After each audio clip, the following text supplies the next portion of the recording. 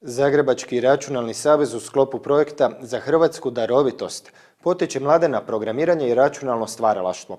Zagrebačka informatijada jedna im je od važnijih aktivnosti. Djeca koja svoje slobodno vrijeme provode na radionicama različitih su godina. Ima ih od vrtićke dobi, pa i odraslih, studenata, a svi uče programirati. Zagrebački računalni savez na nekoliko adresa u Zagrebu drži radionice za poticanje darovitosti u programiranju. Radionice su namijenjene djeci različitih generacija kod kojih stručni voditelji potiču darovitost i pokušavaju djelovati što je više moguće individualno. Tu se radi programiranje u dva programska jezika, to su Logo i C++.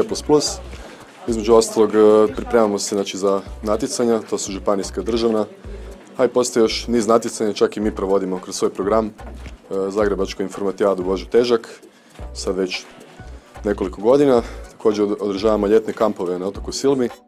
Program nazvan Računalna vijuga okuplja osnovnoškolce, dok se na drugoj lokaciji okupljaju srednjoškolci na naprednim programerskim radionicama, gdje se pripremaju za nacionalni tim za informatičku olimpijadu. Današnji osnovnoškolci, polaznici ovih radionica, već osvajaju nagrade na natjecanjima u programiranju. Bio sam 4 puta prvak programerske vijuge u Zrsu, pobjednik male olimpijade i najbolji četvrtaš ove godine. Broj polaznika svake se godine povećava, tako i ove godine oko 50 polaznika različitih dobnih skupina. Svi oni počinju učiti iste osnove programiranja, a napredak ovisi isključivo o njihovoj darovitosti. Ovdje počinju sa programskim jezikom Logo, koji je dosta ovako vezan za geometriju, matematiku i te neke stvari koje su dosta povezane i vizualne, a opet njima je to zanimljivo raditi jer uvijek nastaju nekakvi likovi koji su onako specifični, zanimljivi nekakvi mnogokuti, cvjetovi, sunca, kućice i svašta, a onda kasnije kreću na malo ozbiljnije probleme, također neki problemski zadaci, računski i takvi, algoritamski problemi.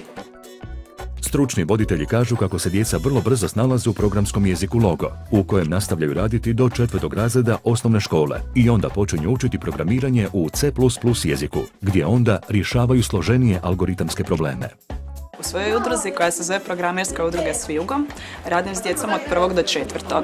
Iako tu ima i djece koja kreću već u vrtiću, zato jer dođu sa starijim bratom ili starijom sestrom, pa onda s njima zajedno učam. Djeca mlađe dobi, kao što su osnovnoškolci nižih razreda i predškolci, rade po posebno prilagođenom programu, zbog čega jednostavnije svladavaju programerske zadatke. Uvijek učimo kroz igru i kroz pjesmu i kroz nekakve šale.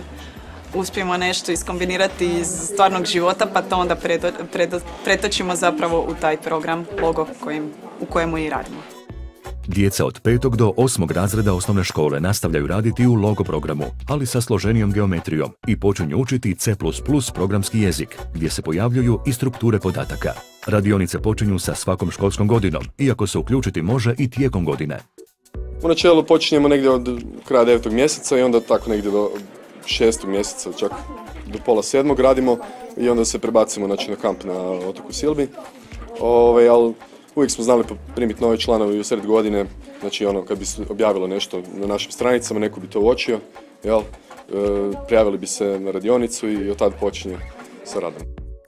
Upravo zbog individualnog pristupa voditelja, polaznici koji se kasnije priključe radionicama mogu savladavati gradivo od početka.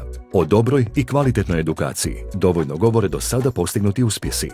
Pa imali smo sad ove godine nekoliko prvih drugih mjesta, tu je s nama i dvostruki prvak u obje kategorije Logo i C++ Mihael Iski. Onda tu je Dominik Fistrić, on je 4. razred, on je najbolji četvrtaš u državi. Tu je i Marija Gegić, jako istaknuta među mladim programerkama. Iako je dječaka više nego djevojčica na radionicama, i to u omjeru 80:20, djevojčice postižu odlične rezultate. Glavnu potporu za rad Zagrebački računalni savez dobiva od grada Zagreba, a njihove radionice za djecu su besplatne.